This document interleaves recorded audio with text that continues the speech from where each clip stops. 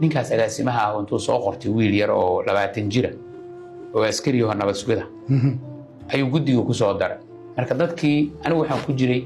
wasiiradii ra'iisul wasaaruhu u saaray inay hubiyaan arrintan ay ka shaqeeyaan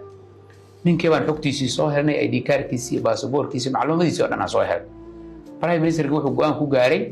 ninkan guddiga laga saaro daadiina ma buuxin wadada 30 sano ahayd وانا askari ma geli karin meesha wiilkii yarka ahayo agaasimaha ahayo dhididaayo xurtaysan ayaa wasiiradii prime ministerku meel fadhiyo u yimid waa sheeko marqaati loo loogiya wiilka xanaaq iyo carada iyo waxa ka muuqdo uu qaylina wuxuu leeyahay shaqadeennii baabiinaysa anaga waxa naga duminaysa wiilkan ha laga leexdo kaasaan weydiino waxaan ku leeyahay maxaa wiilkan askariga adiga muhiim ugu yahay marka uu noo sheegay wuxuu yiri beel kamid ah beelaha Soomaaliyeed oo baarlamaanka xildhibaan ku leh 9 xildhibaan ku leh ayuu wuxuu yiri beeshaas wiilku ka dhashay 9 kooda xildhibaan ninkii ii soo dhici lahaay waa sidaas uu nooleeyahay ma qarsanaa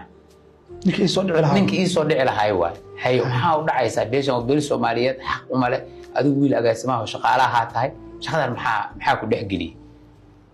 wasi sheekaysano gadaala waxaan ku ogaanay wiilkii 9 qofood ayaa hotel u degan oo reerkaas uu rabo inuu xildhibaanadoodii ka dhigo waxa ka sii naxdin badan 9 qofood qof kasta oo kamid ah ninkaasi muuqaal uu ka duubo oo nooc ah oo uu rabo inuu ku abiis gareeyo xad gudub ah oo uu doonayo haddii xildhibaana noqdaan maxaa waxaan u rabtaa aan dadkan waaba keensatay maxaa abiiskan waxaan ka shaqeynaysaa haddii lacag inta xildhibaana noqdaan isku dayaan inay ka hor yimaadaan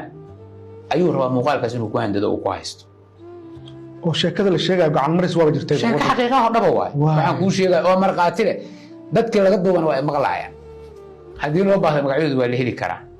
dadkii joogay oo marqaatiga igala ahaa oo dawladda ka tirsanaana waa joogaan wiilkii laftirkiisana waa joogaan horta waxa noocaas dadka dalka laga badbaadinayay oo dalkan ku fadhiyay waxay ahaayeen dad xukunka noocaas inay u qaataan raba amniga markay joogeen dalka oo hay'adaha amniga ay joogeen ku tasarrufay oo dad Soomaaliyeed oo muwaadiniin oo ganacsada xoolahoodii beegsaday oo wixii ay ku beegsadeen lahayo siyaasiyiinta u arkay niman aaminsan xukunkooda inuu xalaal noqonayo yani waxay ku leeyihiin haddii maxaa siyaasiyiintan loo rabaa in la dilo maxaa laga faa'iidaa falsafada ay aaminsanayeen nimankaas waxa waaye haddii